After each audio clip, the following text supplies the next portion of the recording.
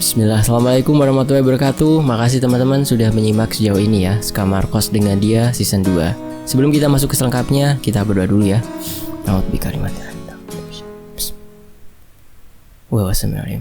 Allahumma sholli ala sayyidina Muhammad SAW. Ini dia selengkapnya bagian berikutnya Skamarkos dengan dia season 2, karya dari Mas Afrian 015.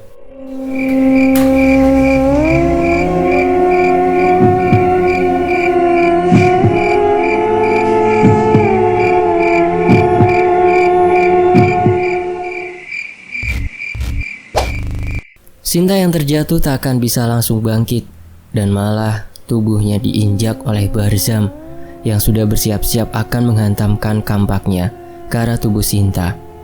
Melihat kedua temanku ini, atau lebih tepat disebut sesuatu yang sudah menjadi bagian hidupku ini dalam bahaya, di mana Aruna sudah dalam kuncian serangan Gufron dan dalam keadaan tak sadarkan diri tergeletak, dan Sinta yang terjatuh dan diinjak Barzam pada tubuhnya dan akan segera dihantam oleh kampak. Tiba-tiba dari dalam diriku muncul sebuah cahaya berwarna biru yang menyeruat keluar membentuk sebuah bola energi yang langsung meluncur ke arah Barzam. Tepat sebelum kampak yang dia arahkan menghantam tubuh Sinta, terdengar suara hantaman energi yang muncul dari diriku itu menghantam ke arah tangan Barzam yang memegang sebuah kampak itu. Bras! Kampak yang dipegang oleh Barzam langsung terlepas dari tangan Barzam dan terlempar cukup jauh. Mungkin bukan karena seranganku itu yang membuat kampaknya terlepas dari tangan Barzam, namun Barzam yang tak mengira akan ada serangan dariku dan kaget karena serangan itu tiba-tiba menyerangnya sehingga terlepas kampak dari tangannya. Wah, cuma segitu yang bisa kamu lakukan, Rian? Dasar manusia lemah, ejek Barzam padaku. Sembari mengejekku, Barzam menghentakkan kakinya sebagai ganti serangan kampaknya ke arah Sinta. Namun sebelum Barzam menghentakkan kakinya ke tubuh Sinta, Sinta sudah berhasil menghindar dan pergi sedikit menjauh. Aku yang tak memperdulikan ejekan si Barzam langsung berlari ke arah Aruna yang masih dalam keadaan tak sadar diri karena serangan Gufron tadi. Dan entah kenapa aku bisa berlari sangat kencang untuk melindungi Aruna. Padahal jika dipikir logika serangan yang dilancarkan oleh Gufron dan Barzam itu berbarengan. Tapi, kenapa aku bisa mencegah kedua serangan itu?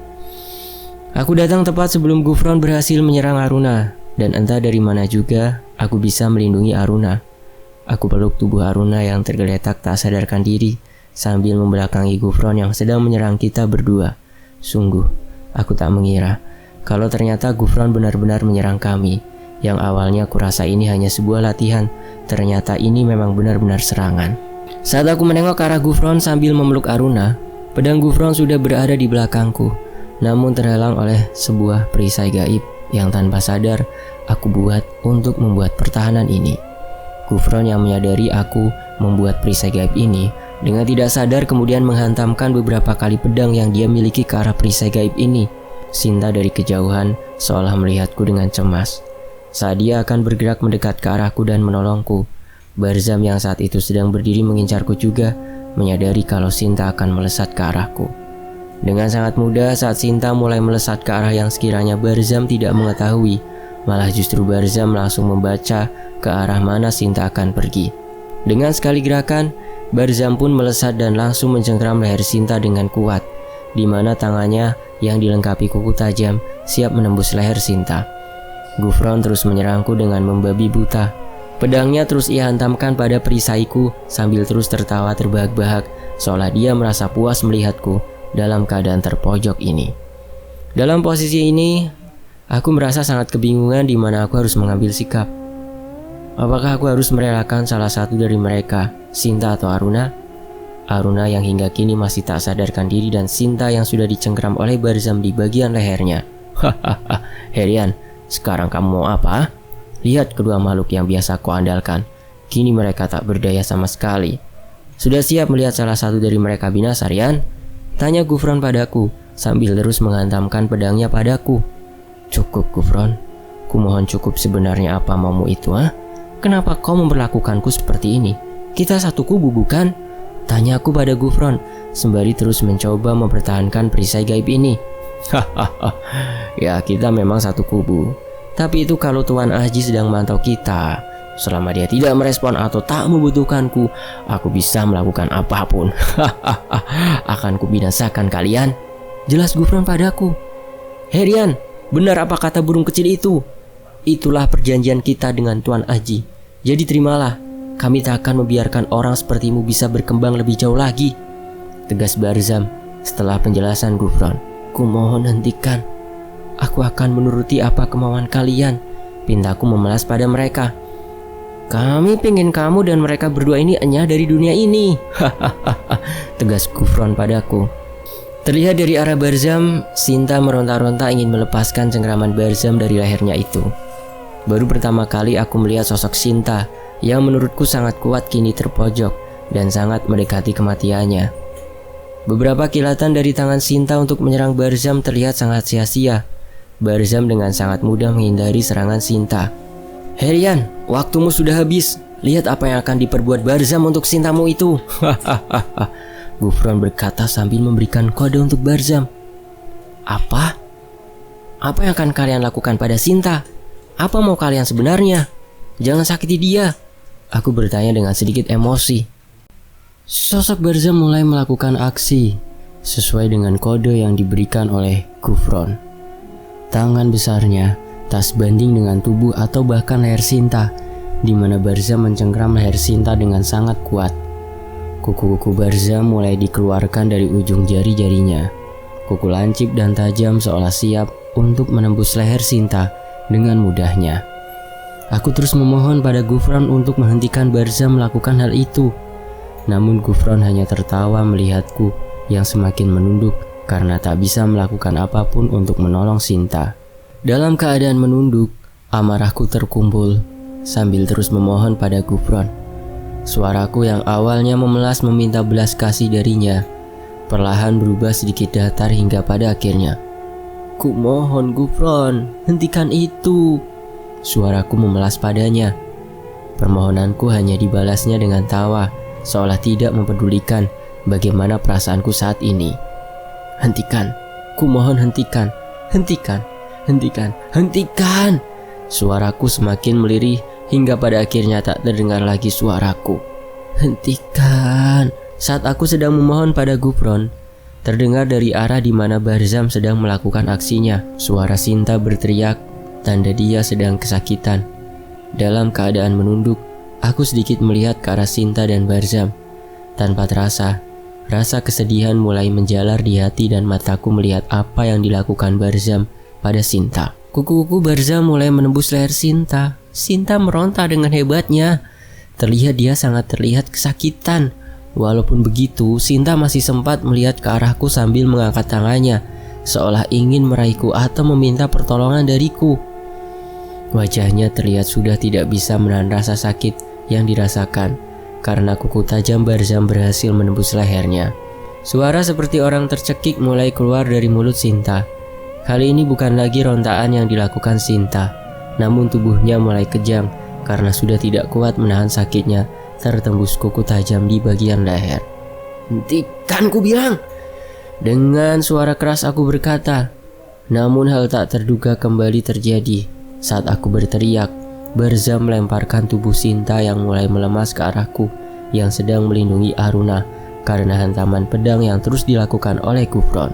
Melihat tubuh Sinta tergeletak tepat di depanku dengan mata melotot seperti hampir keluar dan dengan mulut terbuka sambil mengeluarkan darah, aku sangat tidak terima apa yang telah terjadi saat ini. Dengan otomatis melihat kondisi Sinta seperti itu, apalagi terlihat lubang bekas kuku milik Barzam di leher Sinta, emosiku semakin memuncak. Amarahku seperti sudah tidak bisa dibendung lagi. Tanpa sadar diriku berteriak setelah melihat Sinta yang sudah tidak bergerak lagi. Perisai yang dihantam oleh Gufron terlihat semakin menebal dan melemparkan Gufron hingga beberapa meter. Wajah Gufron terlihat sedikit terkejut karena kekuatanku tiba-tiba muncul. Aku tarik tubuh Sinta yang lemas tidak bergerak itu untuk memasuki perisai gaibku dan kukumpulkan bersama Aruna yang masih tak sadarkan diri. Aku pun bangkit dari tempatku dan tak terasa tanganku sudah mengepal seolah siap untuk melakukan serangan pada mereka berdua. Tapi kali ini yang pertama menjadi sasaranku adalah sosok Barzam yang sudah berani melukai Sinta, bahkan bisa dibilang menewaskannya. Aku tinggalkan perisaiku untuk melindungi Aruna dan tubuh Sinta yang masih tergeletak di sana. Aku pun melesat ke arah Barzam dibarengi sosok Gufron yang melesat mengikutiku sambil membawa pedangnya. Jarak yang masih jauh membuat Barzam bisa bersiap-siap menerima seranganku. Aku dengan refleks melepaskan tinju udara ke arah Barzam. Padahal jarak masih jauh, dan jika di logika sama sekali tidak akan bisa mengenai tubuh si Barzam. Namun yang terjadi setelah aku menuju udara ke arah Barzam, sebuah gumpalan energi cukup besar berwarna biru melesat dengan kencang ke arah Barzam. Dia pun seolah terkejut terlihat dari matanya yang melotot melihat gumpalan energi besar itu melesat ke arahnya dengan sangat cepat. Bras! Gumpalan energi yang kulakukan berhasil mengenai tubuh Barzam yang mencoba menahan seranganku itu. Tubuhnya terpental sangat jauh hingga membentur tanah beberapa kali dan membuat keadaan di sekitar berdebu. Gufron sepertinya juga terlihat sangat kaget. Namun saat kulirik ke arahnya, ada sedikit senyuman di wajah Gufron. Entah apa maksudnya, tapi yang jelas aku sangat tidak terima apa yang dilakukan Gufron dan Barzam terhadap Aruna dan apalagi Sinta. Setelah Barzam terlempar cukup jauh, kini tinggal giliranku menyerang sosok Gufron yang dari tadi terus membakar emosiku. Dan yang jelas komando atas apa yang dilakukan oleh Barzam pada Sinta berasal dari Gufron. Aku mulai menghadapi Gufron saat sedang meluncur ke arahku. Gufron langsung kuberi hantaman gumpalan energi yang besarnya sama seperti yang kulakukan pada Barzam. Namun hebatnya Gufron, dia mampu bermanuver ke udara sehingga bisa menghindari seranganku itu. Wajah mengejek mulai terlihat pada sosok Gufron karena aku tak berhasil melukainya. Karena emosiku yang memuncak, aku menyerang sosok Gufron secara membabi buta. Tak peduli seberapa besar energi yang kukeluarkan, seberapa banyak aku kehilangan tenaga. Yang ada di pikiranku hanya, aku tidak terima dengan apa yang diperbuat oleh mereka pada Sinta dan Aruna. Saat aku sedang menyerang Gufron secara membabi buta, dari arah belakangku muncul suara teriakan dari sosok Barzam. Sudah cukup! Teriakan Barzam terdengar dari arah belakangku. Diriku yang sudah dikuasai oleh rasa murka tidak memperdulikan apa yang diteriakan oleh Barzam. Dengan diriku yang dikuasai oleh rasa amarah, Gufron sangat menikmati serangan demi serangan yang aku lancarkan padanya. Malah kadang diikuti tawa cekikikan dari Gufron. Bagus, seperti itu serang aku terus sampai kamu bisa melukaiku, Yan. Ucap Gufron sambil menghindar dari bermanuver di udara. Kurang ajar kau, Gufron. Setelah beberapa waktu aku percaya padamu dan Barzam, ternyata ini semua yang kamu lakukan. Murkaku pada Gufron. Itulah dirimu, Yan. Langsung percaya dengan seseorang yang baru saja kamu kenal. Lihat dua temanmu sudah tergeletak tidak bergerak sedikit pun. Gufron terus memprovokasiku untuk menyerang. Dan karena provokasi Gufron yang menuju arah Aruna dan Sinta, otomatis aku melihat kembali ke arah mereka yang membuatku semakin ingin menghajar Gufron. Tanpa disadari, aku melesat ke arah Gufron dan secara kebetulan langsung bisa menangkap tangan Gufron. Terlihat wajah Gufron sedikit terkejut karena aku bisa melesat cepat dan menangkap tangannya. Karena sosok Gufron yang sangat besar dibanding diriku, aku hanya bisa memegangi sebagian tangannya. Dan setelah kupegangi tangannya, segera kukumpulkan energiku yang masih tersisa dan kuubah menjadi gumpalan energi yang cukup besar dibanding yang tadi saat aku menyerangnya. Setelah terkumpul semua gumpalan energi, langsung aku lempar gumpalan energi itu pada lengan Gufron. Dan akhirnya sukses terkena seranganku. Saat mengenai lengan Gufron, efeknya adalah lengannya langsung patah karena hantaman dari gumpalan energi yang aku kumpulkan itu. Wajah Gufron kali ini benar-benar sangat terkejut hingga membuat kedua matanya melotot seolah tidak percaya dengan yang telah terjadi. Namun bagaimanapun sosok Gufron masih terbilang sangat kuat karena serangan sebesar itu hanya membuatnya patah tulang saja. Andai saja terkena makhluk di bawahnya pasti sudah hancur. Barzam saja terlempar cukup jauh, padahal dengan gumpalan energi yang lebih kecil dibandingkan serangan itu. Namun, efek yang terjadi setelah aku menyerang Gufron dengan sisa tenaga dan energi pada diriku, aku pun melemah dan melepaskan cengkeramanku pada lengan Gufron yang baru saja aku lukai. Tubuhku langsung terasa sangat lemas dan berat yang membuat diriku terhempas ke tanah. Tarikan nafasku mulai tersendat karena kelelahan. Namun kesadaranku masih terjaga. Hanya saja sudah tidak memiliki kekuatan untuk bangkit dan menyerang lagi. Barzam berjalan mendekat ke arahku yang tergeletak lemas di bawah Gufron. Sedangkan Gufron berdiri dengan tegapnya di depan kepalaku. Emosi masih kurasakan. Sambil tergeletak, aku kembali melihat ke arah Sinta dan Aruna sambil meratapi. Apakah ini akan menjadi akhir dari hidupku yang harus berakhir karena serangan dari dua sosok jin yang mengaku utusan dari teman ayahku, Bang Damar? Rian, sudah cukup. Dirimu sudah sampai batasnya, ucap Barzam seraya menghampiriku yang tergeletak lemas. Apa yang akan kalian lakukan sekarang? Tanyaku dengan nafas tidak beraturan. Biarkan dulu saja Barzam. Biarkan dia diam di situ dulu. Ucap Gufron seolah puas. Luar biasa sebenarnya anak ini, ucap Barzam sambil mengamatiku. Yang penting kita sudah berhasil kan? Gufron masih dengan puasnya berkata.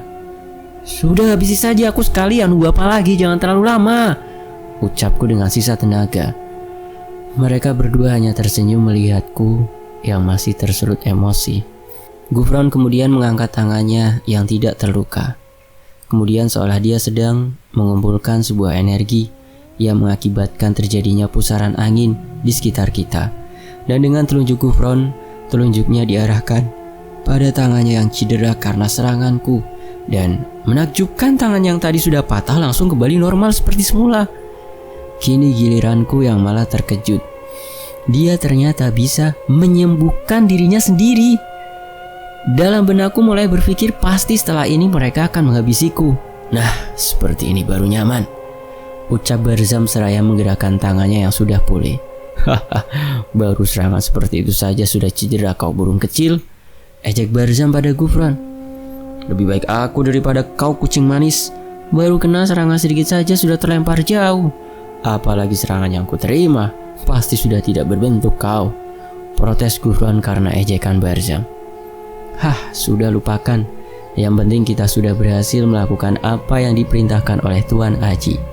Dengan sedikit gengsi Barzam mengalihkan pembicaraan. Apa? Jadi dalang semua ini adalah Bang Damar?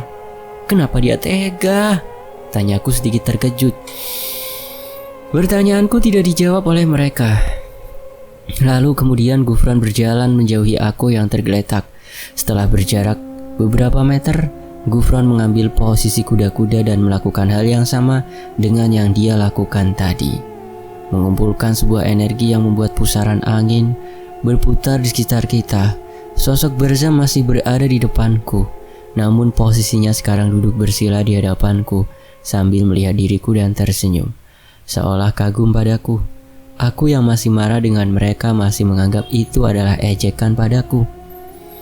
Gufron yang sedari tadi mengumpulkan energinya dengan posisi kuda-kuda, kini mulai menurunkan tangannya dan mengempaskan energi yang sudah dikumpulkannya ke sekeliling kita. Dan hal yang menakjubkan pun kembali terjadi. Sinta kembali bangkit dan berdiri. Semua luka-lukanya juga sudah tidak ada.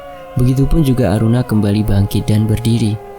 Sinta yang mengira pertempuran tadi masih berlanjut dan melihatku yang sudah tergeletak di depan Barzam, kemudian melesat ke arah Barzam sambil menyerang dengan tendangan.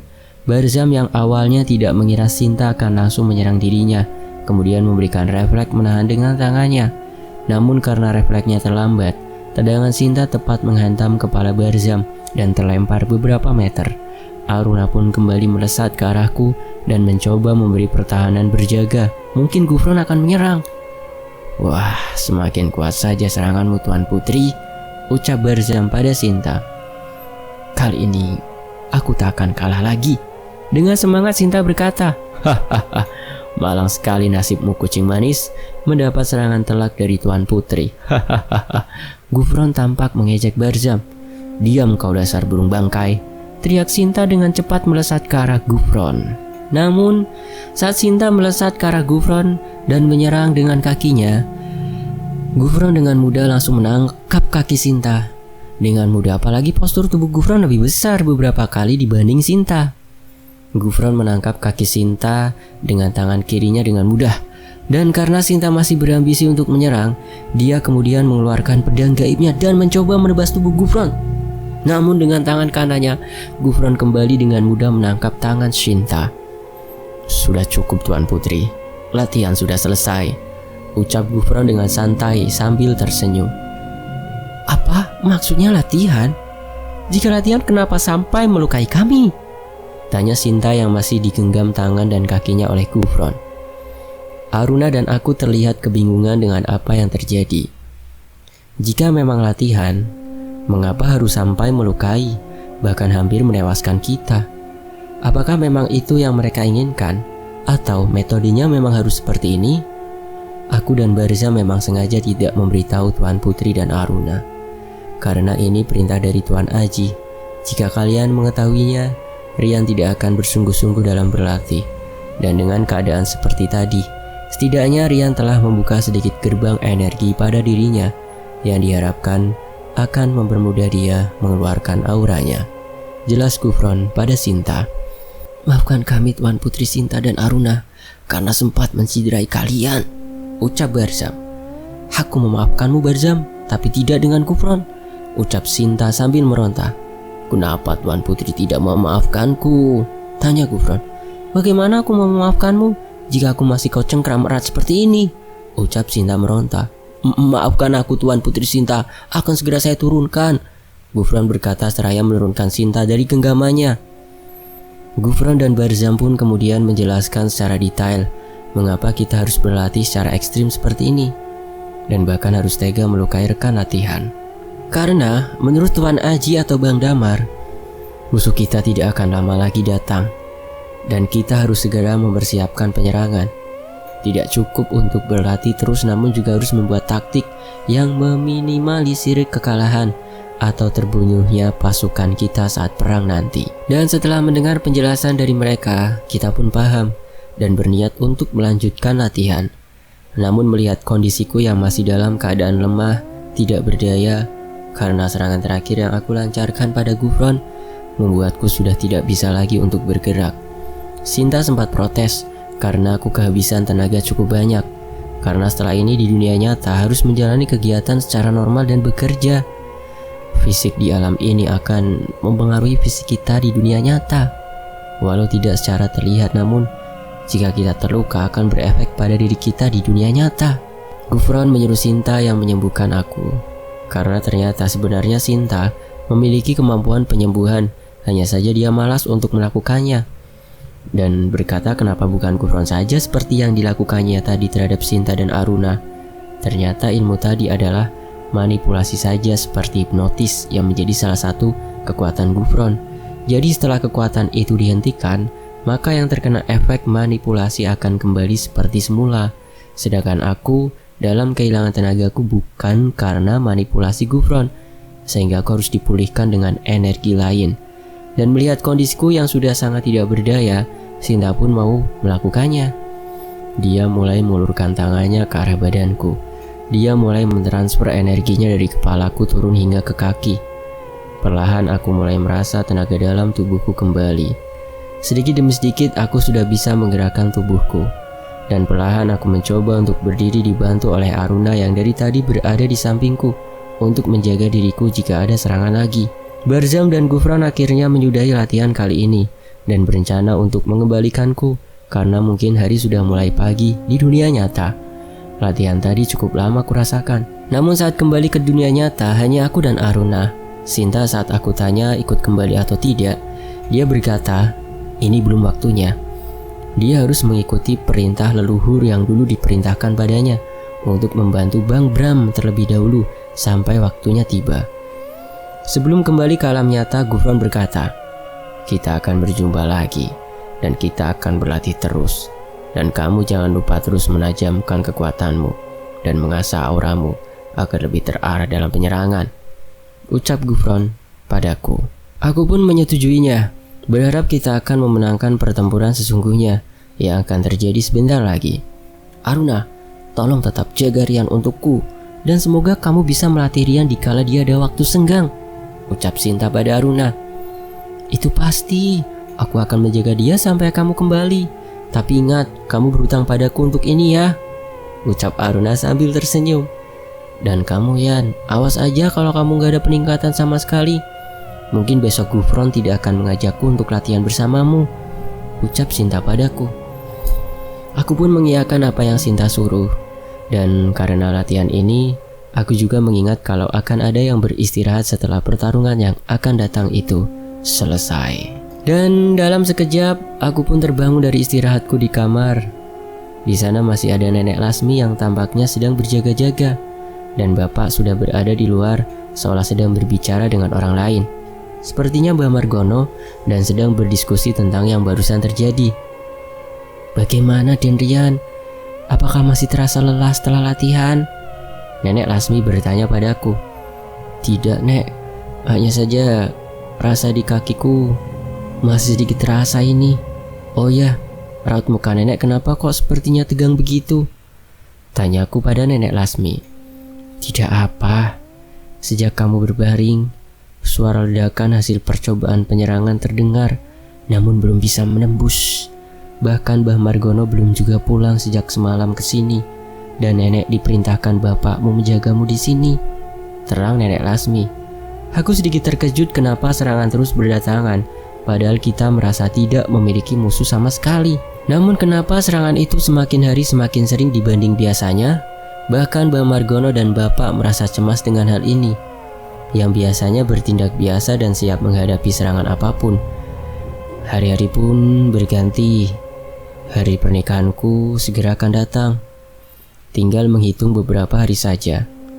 Latihan demi latihan pun aku lakukan, dan pengendalian aura pun mulai terbiasa aku lakukan, sehingga kini sudah bisa memunculkan sebuah perisai gaib dan serangan gaib seperti Rasengan dalam film Naruto. Beberapa hari lalu setelah aku mengantarkan Via pulang dari bepergian ke tempat wisata, saat pulang dari rumah Via, aku bertemu dengan seorang pria di dekat sebuah pasar tradisional di daerah Via. Seorang pria itu bisa dibilang masih berumur 40 sampai 50 tahun, sedikit lebih muda dari bapakku. "Hei mas, berhenti sebentar. Aku mau menawarkan sesuatu," ucap pria itu. "Tidak pak, saya terburu-buru." Aku menolak karena aku mau menjemput ibuku. "Sebentar saja," pria itu memaksa. "Tidak pak, maaf." Aku berniat tetap meninggalkannya. "Saya bilang sebentar saja." Dengan suara keras dia meminta. Sedikit aneh bagiku, bagi orang yang mau menawarkan barang namun memaksa dengan suara keras. Aku pun terpaksa berhenti karena merasa sedikit aneh. Aku tak mau kecolongan dan aku pun mempersiapkan tameng gaibku. Sambil memegang pundakku dia berkata, "Aku akan menawarkan sebuah kedamaian untukmu. Ayo ikut denganku," ucap pria itu berkata. Dan entah kenapa aku merasa sedikit lemah saat dia berkata demikian. Dan tiba-tiba ada angin kencang dan membuat bersambung. Nantikan kelanjutannya ya, hanya di Fakta Sejarah. Terima kasih Mas Rian, terima kasih teman-teman sudah menyimak kisah ini di sini.